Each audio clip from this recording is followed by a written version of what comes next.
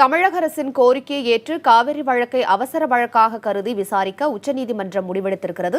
இது பற்றிய கூடுதல் தகவல்களை செய்தியாளர் நிரஞ்சனிடம் கேட்கலாம். நிரஞ்சன், நீர் திறந்து விடுவது தொடர்பாக தமிழக அரசு உச்சநீதிமன்றத்தில் என்ன கோரிக்கை வைத்தது? அவசர வழக்காக விசாரிக்க கோரியதன் காரணம் என்ன? நிச்சயமாக உமா, அதாவது இந்த ஆண்டு ஜூன் மற்றும் ஜூலை மாதங்களில் கர்நாடக அரசு காவேரியிலிருந்து தமிழகத்திற்கு திறந்துவிட வேண்டிய 50 TMC தண்ணீரை உடனடியாக திறந்து விடுவதற்கு உத்தரவிட கோரி தமிழக அரசானது உச்சநீதிமன்றத்தில் மனு தாக்கல் செய்திருந்தார்கள். இந்த மனுவினை அவசர வழக்காக எடுத்து விசாரிக்க வேண்டும் என்று இன்றைய தினம் தமிழக அரசின் சார்பாக உச்சநீதிமன்ற தலைமை நீதிபதி TS தாக்கூர் முன்னிலையில் ஒரு மிக முக்கியமான கோரிக்கையானது வைக்கப்பட்டது.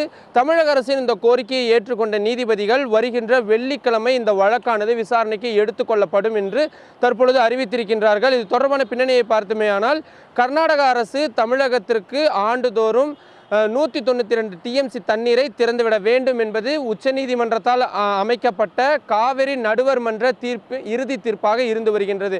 ஆனால் ஒவ்வொரு ஆண்டுமே கர்நாடக அரசு தமிழகத்திற்கு தேவையான அந்த தண்ணீரை திறந்து விடாமல் தொடர்ந்து இழுத்தடிப்பு செய்து வருகின்றது. இது தொடர்பாக கடந்த 2012 முதல் தொடர்ச்சியான பல்வேறு மனுக்கள் உச்சநீதிமன்றத்தில் தற்பொழுது நிலுவையில் இருந்து வருகின்ற சூழ்நிலையில் இதுவும் தற்பொழுது ஒரு புதிய வழக்காக தான் பார்க்கப்படுகின்றது.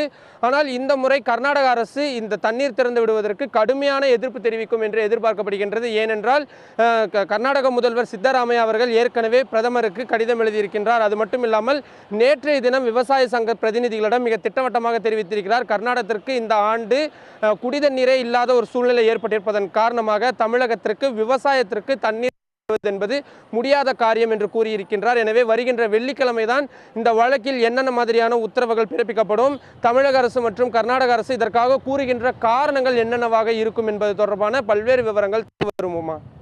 நிரஞ்சன், இது ஒரு பக்கம் இருக்க, காவிரி வழக்கில் இழப்பீடு கோரி தமிழக அரசு தொடர்ந்திருந்த வழக்கோட தற்போதைய நிலை என்ன?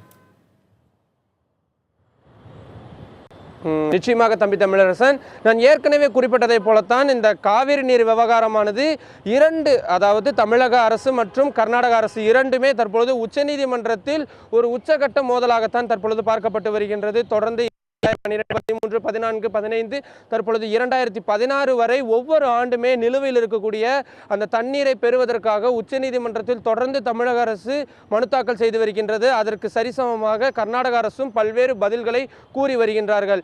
இந்நிலையில் அந்த 2012, 13 ஆகிய ஆண்டுகளில் தமிழகத்திற்கு கர்நாடக அரசு காவிரியிலிருந்து நீர் திறந்து விடாதன் காரணமாக ஏற்பட்ட இழப்பீட்டினை வழங்க கோரி 2485 கோடி ரூபாயை இழப்பீடாக வழங்க வேண்டும் என்று தமிழக அரசு உச்சநீதிமன்றத்தில் மனு தாக்கல் செய்திருந்தார்கள்.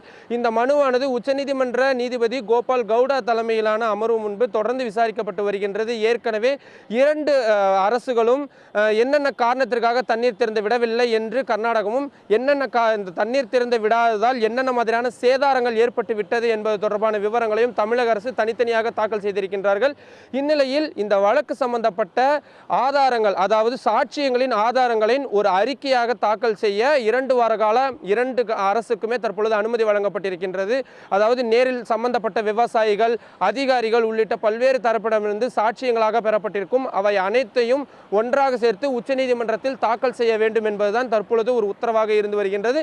பின்னர் 2 வார காலத்திற்கு பிறகு இந்த சாட்சியங்களை வைத்து நிஜமாகவே இந்த மாதிரியான சேதாரங்கள் ஏற்பட்டிருக்கிறதா, கர்நாடக அரசு தண்ணீர் திறந்து விடாததற்கு கூறுகின்ற காரணங்கள் உண்மையாகவே அதுதான் சரியான காரணமா என்பது தொடர்பான விவரங்களை உச்சநீதிமன்றம் பகுத்தாராயும். இதுதான் இந்த வழக்கின் தற்பொழுதைய நிலைமையாக இருந்து வருகின்றது தம்பி தமிழரசன்.